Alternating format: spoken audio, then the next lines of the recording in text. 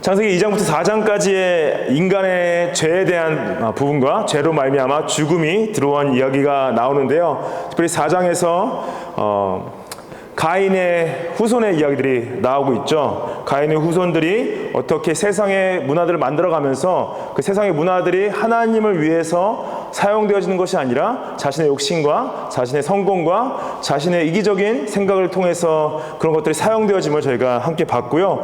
4장에 마칠 때 아담이 셋을 낳고 셋이 에노스를 낳았을 때 그때서야 여호와의 이름을 부르기 시작했다라는 말씀으로 4장이 마친 것을 저희가 함께 보았습니다. 그때 셋이 아들 에노스를 낳은 그 후에 하나님을 향한 공적 예배가 회복되었음을 저희가 봤는데요. 이 4장의 가인의 후손과 대조되게 이 5장이 아담으로부터 시작되지만은 그 계보 자체가 하나님께서 택하신 자신의 백성들을 향한 소망이 있음을 다시 5장을 통해서 드러내십니다. 어떻게 보면은 가인의 족보와 이 아담 이후의 셋의 족보의 대조를 보이는데요. 셋의 족보는 그 정신을 통해서 봤을 때는 아벨의 그 라인을 계승하는 아벨을 따라서 셋이 하나님을 기쁘시게 하는 그 후손을 말씀을 하는데요.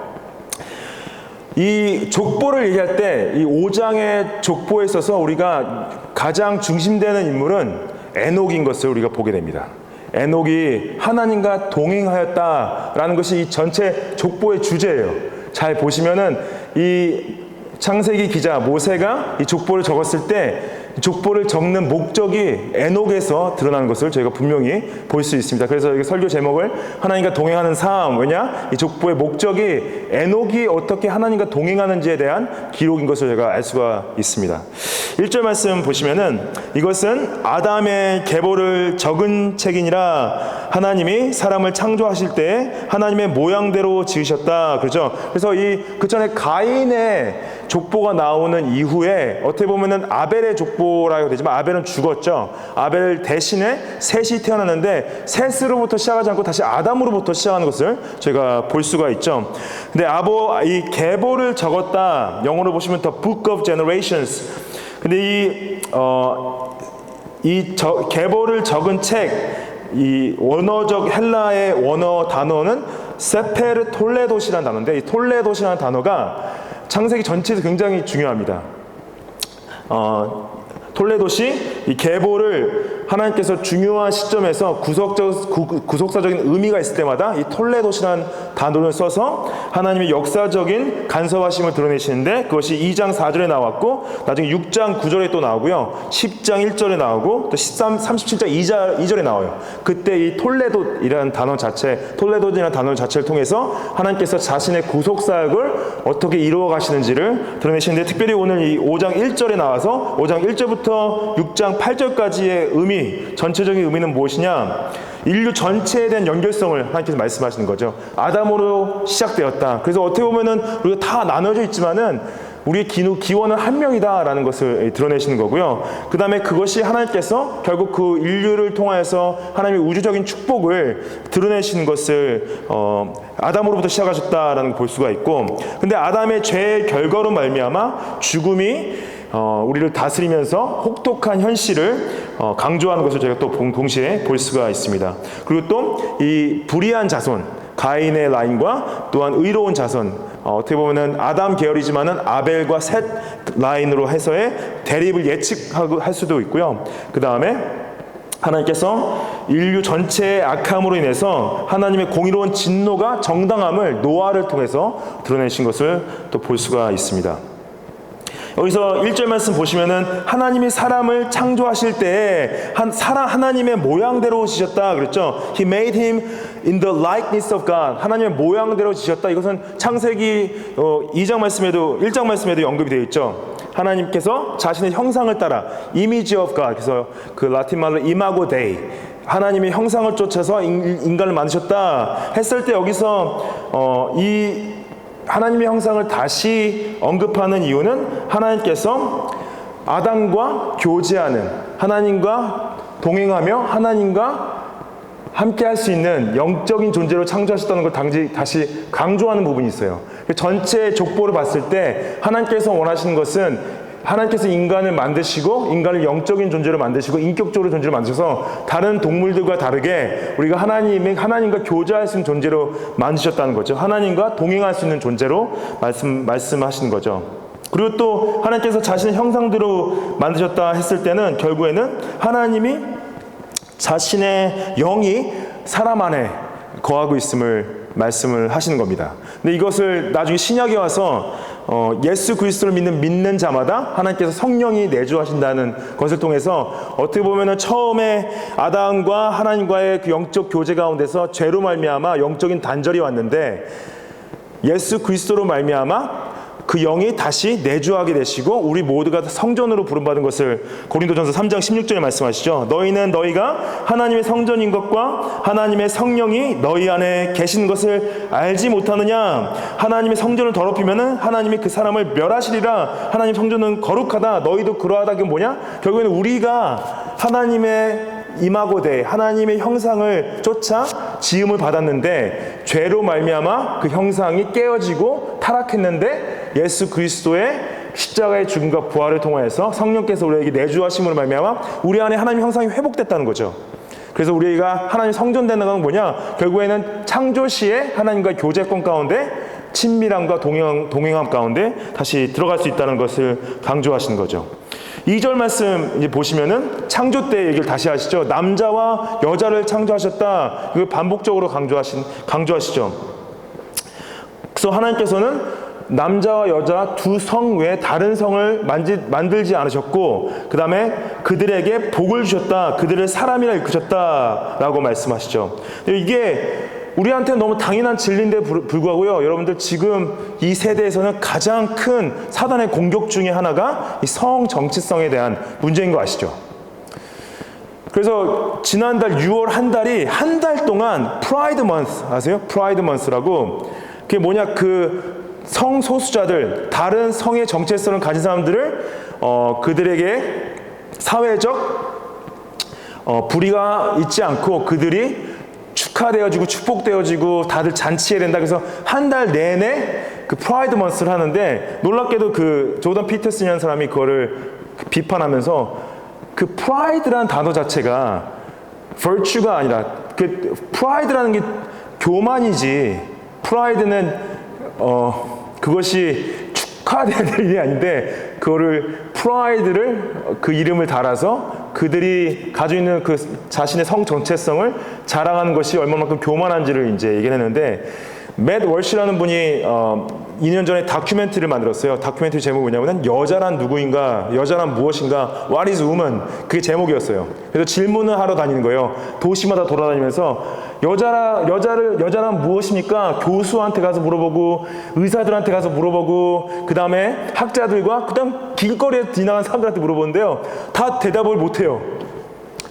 뭐라고 대답하면은 여자는 자기가 여자라고 생각하는 사람이 여자다라는 Woman is who herself identifies as woman. 그래서 근데 거기서 다큐멘터리 마지막에 그 맷 월시라는 분이 자기 아내한테 물어봐요. 아내한테 여자가 무엇이냐 그러니까 그 아내분이 뭐라고 대답하면은 여자는 adult female woman. 네, 그래서 여자 어른이다 그렇게 대답을 해요. 그게 너무나 당연한 건데 더 이상 당연하지 않은 세상이 돼버렸고 그걸 이제 워크 컬처라고 그러는데 LGBTQ+ 들어보셨죠? LGBTQ+.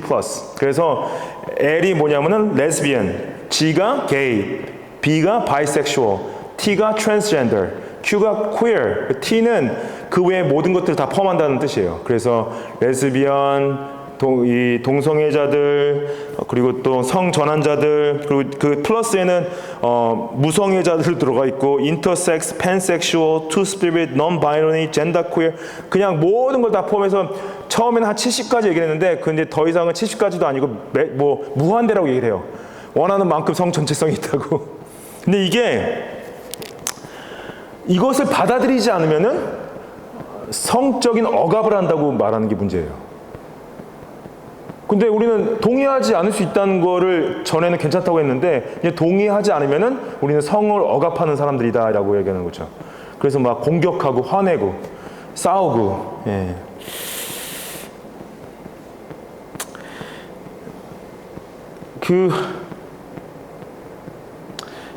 교회가 좀 약간 오늘 전체 주제가 약간 좀 떨어진 얘기 하지만 교회가 이 남성과 여성의 이 두 성을 이 성 정체성을 지켜야 되는 부분 뭐냐면은 이 하나님이 창조 원리인 것뿐만 아니라 결국에는 하나님께서 예수님을 통해서 예수님의 사랑을 교회를 향한 사랑을 남편과 아내로서 또 표현하시기 때문에 그 외의 성을 인정하는 것 자체가 복음을 정면으로 적대하는 것으로 저희가 볼 수가 있죠.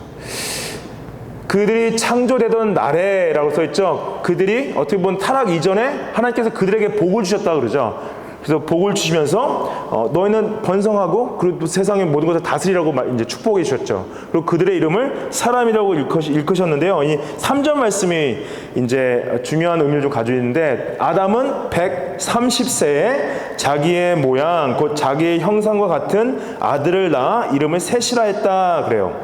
여기서 이전에 하나님께서 인간을 창조 때 자신의 형상을 따라 창조하신 것을 저희가 언급하는 걸 봤죠. 근데 이때 왜 굳이 아담이 낳은 아들 셋을 아담의 형상을 같이 낳았다는 표현을 썼냐? 이것은 물론 아담이 지어진 것은 하나님의 형상을 따라 지어졌지만은 타락이 들어옴으로 말미암아 이 죄가 아담에게 들어오지고 그 죄가 전가되어지는 것을 표현하는 것입니다. 그래서 원죄를 가지고 이제 셋이 태어나게 되는 거죠. 그래서 우리가 연약한 인간으로서 결국 그 죄의 결과로 말미암아 모두가 죽음에 다다를 운명 가운데 있었던 거죠. 그리고 4절 말씀에 아담은 셋을 낳은 후 800년을 지내며 자녀들을 낳았으며 그는 930세를 살고 죽었더라.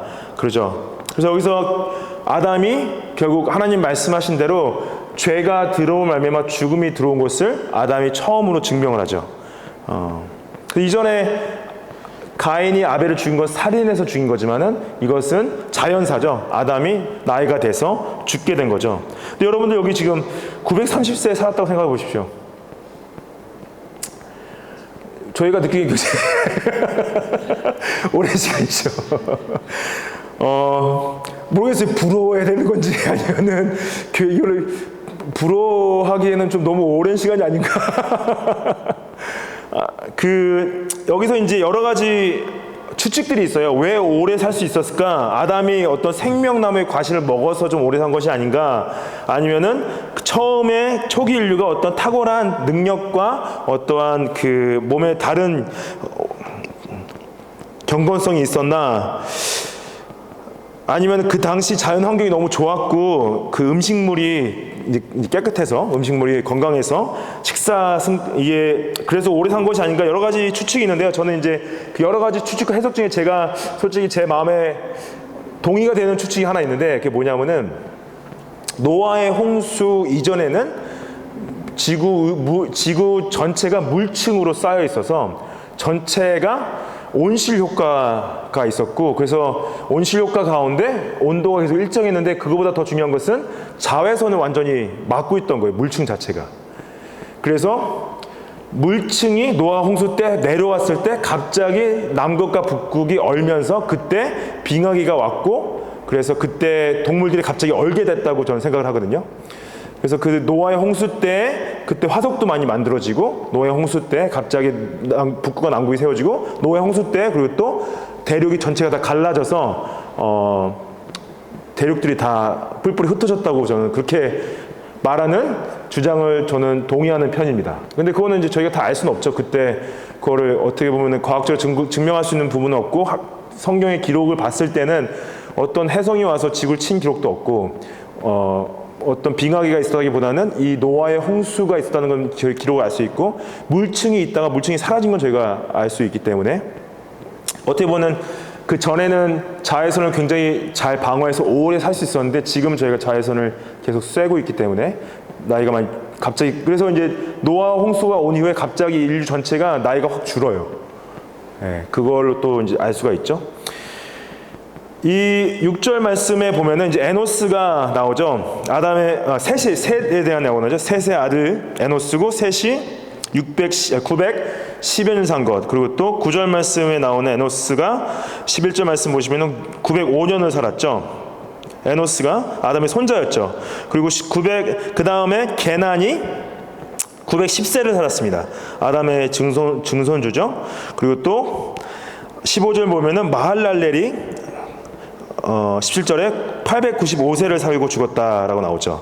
그래서 아담의 5대손은 좀 약간 덜 살았는데 덜 살은 것이 약간 900년 미만으로 살았고요.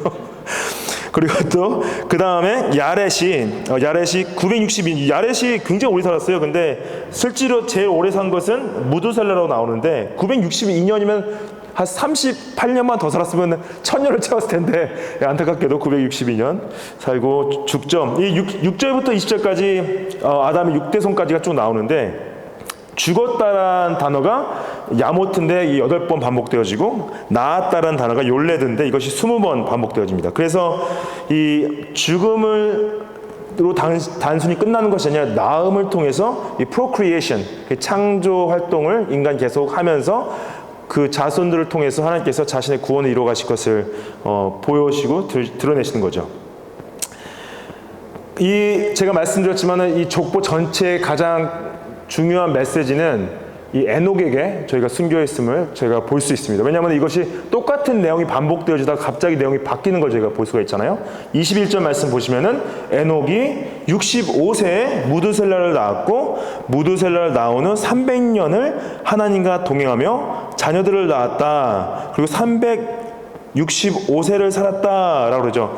굉장히 갑자기 적게 살았죠. 다른 사람들보다 한 600년 정도 적게 살았는데 여기서 다른 표현이 나오죠. 그 전에 사람들은 한 번도 하나님과 동행했다는 표현이 안 나왔죠. 근데 무드셀라를 낳고 하나님과 동행했다는 표현, 여러분들 이거 설교 많이 들어보셨죠? 동행했다.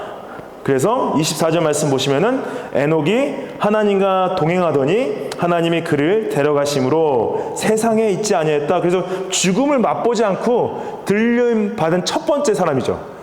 첫 번째 에녹이. 나중에 선지자 누구죠? 엘리야 선지자도 들림을 받죠. 이 에녹이 하나님과 동행했다 했을 때 이 동행, 영어로 보시면 walk드라 써 있는데 할라크라는 헬라어인데요. 히브리어인데요. 죄송합니다. 할라크, 이 뜻은 걷다라는 뜻이에요. 걷다는데 그냥 혼자 걷는 것이 아니라 같이 걷는데 그냥 같이 걷는 걸 말하지 않고 같은 마음으로 걷는 거예요. 그래서 같은 마음으로 걷는다는 거면 하나님의 뜻을 쫓아 살았다라는 거죠. 하나님의 뜻을 쫓아 살았다. 그래서 단순하게 걸음을 걷는다는 의미가 아니라 하나님의 뜻에 맞게 살았다라는 것을 하나님과 동행했다라는 표현을 쓰는데 에녹 당시 부패와 타락 가운데서 많은 사람들이 하나님과 교제하지 못하고 있었는데 하나님과 동행했다는 표현이 나오면서 하나님께서 하나님 안에 자신의 백성들 안에 소망을 보이시죠. 데려갔다는 표현 자체는 라카으라는 단어인데 옮겨갔다는 거예요. 공간 이동처럼 옮기셨다. 결국에는 이 지구상에 더 이상 남아있지 않고 하나님이 준비하신 다른 공간적인 이동이 있었다라고 하는 거죠. 이것을 이제 히브리서 기자는 에녹이 하나님께서 하나님과 동행하다가 하나님이 데려가신 것을 히브리서 11장 5절 말씀에 이렇게 표현하죠. 믿음으로 에녹은 죽음을 보지 않고 옮겨졌다. 하나님이 그를 옮기심으로 다시 보이지 아니하였느니라. 그는 옮겨지기 전에 하나님을 기쁘시게 하는 자라 하는 증거를 받았다라고 그러죠. 그래서 여기서 믿음이 없이는 하나님을 기쁘시게 못하는데 잘 보십시오. 창세기에서는 에녹이 하나님과 동행했다라고 써 있죠. 근데 히브리서 기자는 그것을 하나님을 기쁘시게 했다라고 써 있는 거예요. 하나님의 뜻을 따라 사는 것 자체가 하나님을 기쁘시게 한 것이다라고 표현하는 거죠. 그래서 하나님과 동행하는 것이 하나님을 기쁘시게 하는 것 같은 표현인데 그것이 결국 믿음인 것을 히브리서 기자가 말하는 거죠. 믿음이 없이는 하나님을 기쁘시게 하지 못한다. 하나님께 나아가는 자는 반드시 그가 계신 것과 자기를 찾는 자들에게 상 주시는 것을 믿어야 된다. 이 믿음을 설명하기 위해서 에녹의 예를 든 거죠. 근데 에녹의 이 믿음의 비밀, 여러분들 아시죠? 에녹의 믿음의 비밀은 그 아들 무드셀라에게 있었음을 아시죠? 그래서 창세기 5장 25절 말씀 보시면은 무드셀라는 187세에 라멕을 낳고 라멕을 낳은 후 782년을 지내며 자녀를 낳았다. 그래서 무드셀라가 가장 오래 살았어요. 969년. 정말로 31년만 더 살았으면 1000년을 채워 있었을 텐데 아무튼 1000년은 못 채우고 969년 성경에 나온 모든 인물 중에 가장 오래 살았습니다. 근데 이 나이가 이제 라멕을 낳았을 때가 187세였고 라멕을 낳은 후에 이제 969세까지 사는데요. 아시죠, 여러분들? 그 무드셀라의 이름의 의미가 뭡니까? 뭇라는 단어가 심판을 의미하고 살랏라는 단어가 보낸다라는 거예요. 그래서 심판을 보낸다. 그래서 무드셀라가 죽으면은 세상도 끝난다라는 거였어요.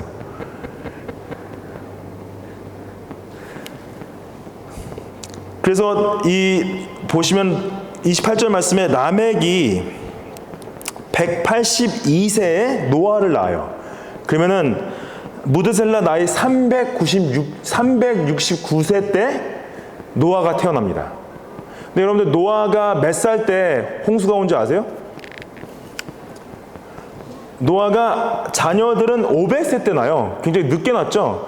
그래서 32절 오늘 말씀 보면은 500세 때 셈과 함과 야벳을 낳았는데 그 다음에 이제 7장 11절에 가면은 600세 때 홍수가 와요. 그러면은 그게 언제냐면은 무드셀라가 369년 때 노아가 태어났어요.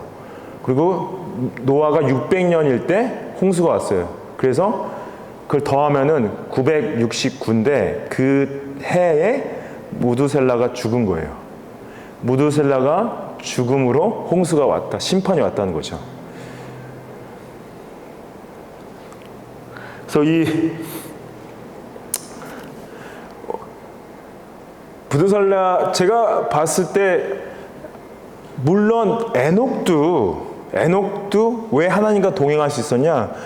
아까 20절 말씀 보시면요. 에녹이 무드셀라가 태어나기 전에는 하나님과 동행했다는 표현이 없어요. 무드셀라가 태어난 이후부터 300년 동안 하나님과 동행했다고 하는 거예요.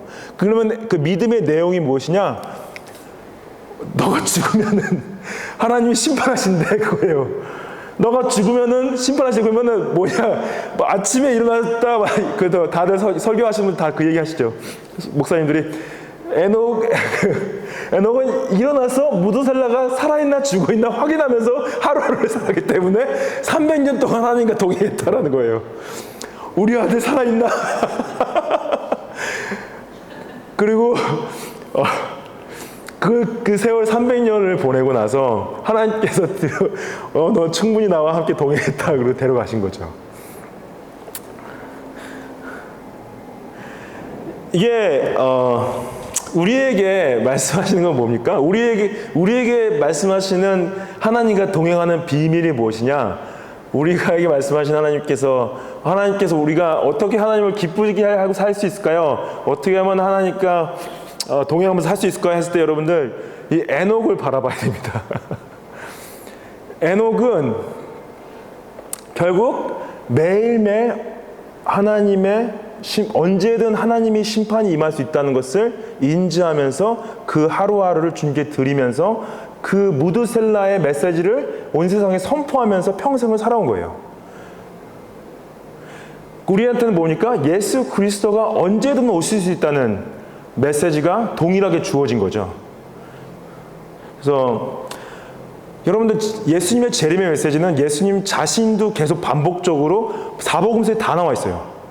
그리고 예수님의 재림의 메시지는 사도행전뿐만 아니라 모든 서신서에 나와 있습니다.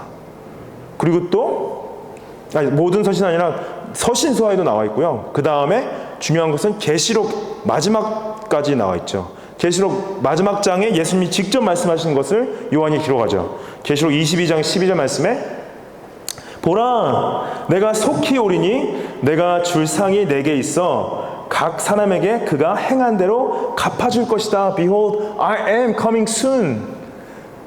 이 말세 신앙이라고 그러죠. 페루시아. 예수님이 언제도 임하실 수 있다라는 그 신앙을 초대교회인부터 지금까지 믿는 자들이 다 따라 살아왔다는 거죠. 여러분들 지금 당장도 예수님이 오실 수 있다는 믿음이 있으십니까? 내일 당장 그리스도가 돌아오셔서 심판하실 것을 믿으세요? 제가 오늘 아침에 양로원 그 사역을 갔었는데 우리 안 집사님도 같이 오셨었는데 제가 설교하면서 정말로 죽음 바로 직전에 계신 분들 앞에서 제가 뭐라고 말씀드렸냐면은 제가 여러분들보다 먼저 갈 수도 있습니다. 누가 먼저 갈지는 아무도 모릅니다. 제가 그렇게 말씀드렸어요. 좀 이게 약간 신뢰가 될 수 있는 부분이긴 한데 그건 사실 아닙니까, 솔직히? 제가 언제 죽을지 제가 어떻게 알겠습니까? 근데 중요한 건 뭐냐? 죽음 이유가 끝이 아니라는 거죠. 그리고 예수 그리스도의 재림이 끝이 아니라는 거죠. 그 심판이 끝이 아니라 그 이후에 그리스도 안에서의 영생과 하나님 나라 가운데 그 축복이 우리 가운데 있다는 소망이 있지 않습니까? 네. 여러분들 제가 저 안에 싸움은 뭐냐면 너무 이 세상의 삶 가운데 제가 어떻게 아둥바둥 좀 잘 살아보려는 제 마음의 죄성과 싸움이 매일매일 있어요. 나도 좀 누려보고 싶고 즐기고 싶고 더 갖고 싶고 더 취하고 싶고 성공하고 싶은 제 마음 가운데 죄성이 불긋불긋 나올 때마다 이것이 하나님을 기쁘시게 하는 게 아닌데 내가 왜 이렇게 쓸데없는 생각들을 가지고 있지? 좀 하나님 앞에서 정말 주님이 기뻐하시는 생각과 삶의 결정들과 행동들이 있으면 좋겠다. 그런 마음 가운데 괴로움이 하루하루 가운데 있습니다. 여러분들 예수님 언제든 오시고요. 그분이 분명히 최고 심판자로서 오셨을 때 하나님께서 자신의 공의를 드러내실 것이고 정말 노아의 홍수 때처럼요. 하나님께서 자신의 공의를 드러내시고 진노를 부으시면서 자신의 백성들을 구원하실 거예요. 우리가 에녹의 신앙을 기억하면서 하루하루 주님과 동행하시면서 주님을 기쁘시게 하시기를 축복합니다. 같이 기도하시겠습니다.